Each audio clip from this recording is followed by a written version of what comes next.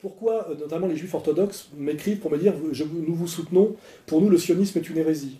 Je vais expliquer en lisant la petite note que j'ai faite notamment à quelqu'un qui ne le comprenait pas récemment. Je dis voilà, de l'orthodoxie à la nouvelle religion juive, qui est le sionisme.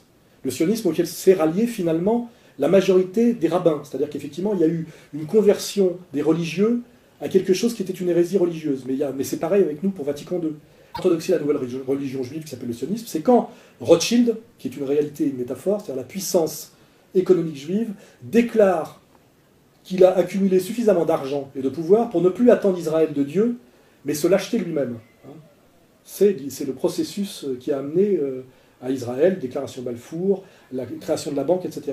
C'est-à-dire, avec le ralliement progressif des juifs religieux au sionisme, on passe d'un peuple craignant Dieu et essayant de s'élever à l'exigence de sa promesse à un peuple se prenant pour Dieu, sombrant dans le narcissisme et le racialisme. Ainsi, le juif pieux traditionnel savait que sa souffrance était une punition divine, c'est clairement dans les Écritures, tandis que le juif moderne accuse partout le goy de sa souffrance et se croit le droit moral de déverser partout sa haine de l'autre pour son insoumission à sa volonté inextinguible de domination.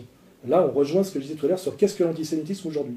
C'est quelqu'un que les juifs n'aiment pas, l'antisémite, et c'est quelqu'un qui se soumet de mauvaise grâce à la domination juive. Ce n'est que ça, c'est clair et net. Les antisémites, c'est ultra rare. J'en ai rencontré très très peu dans ma vie.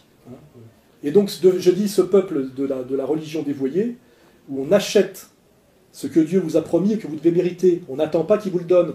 On ne le mérite plus, on l'achète en douce dans son dos. C'est vraiment une insoumission à Dieu caractérisée. C'est satanique. C'est la révolte contre Dieu, et surtout d'avoir une récompense qu'on n'a pas mérité et qu'on ne mérite pas. Dieu les punira pour ça, c'est une certitude. Et c'est ainsi, je dis que c'est un peuple, donc, par ce ralliement à la religion sioniste, devenu peuple de la haine, dans la permanente inversion accusatoire. Voilà. Sa haine de quiconque ne se soumet pas à sa prétention suprémaciste, racialiste, fondée en dernière instance sur une domination par l'argent. Qu'est-ce que c'est que le sionisme aujourd'hui et la religion sioniste? C'est quand Rothschild se prend pour Dieu et achète quelque chose qui devait être la récompense de Dieu à un peuple qui était sorti d'une période d'errance maudite parce qu'il n'était pas à la hauteur de l'élection divine.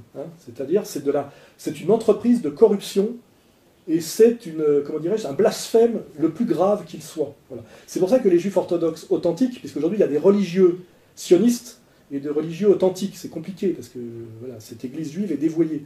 Avant, il y avait les laïcs sionistes contre les religieux antisionistes. Aujourd'hui, il y a toute la confusion des religieux sionistes. C'est pour ça que les juifs religieux me disent « nous ne reconnaissons pas l'autorité du rabbin Bernheim. Pour nous, c'est un apostat et c'est un bolchevique ». Voilà, j'ai tous ces documents à disposition. Je vais vous montrer ce que dit le Talmud. Dieu a fait promettre aux Juifs de ne pas créer un État en allant à l'encontre des autres nations. Sinon, ils deviendraient des animaux, la proie des chasseurs. Ce texte prouve qu'en ayant créé l'État d'Israël, le peuple juif se révolte contre Dieu. Dieu va donc détruire cet État. C'est ce que dit la prophétie, et nous pensons que ce sera très bientôt.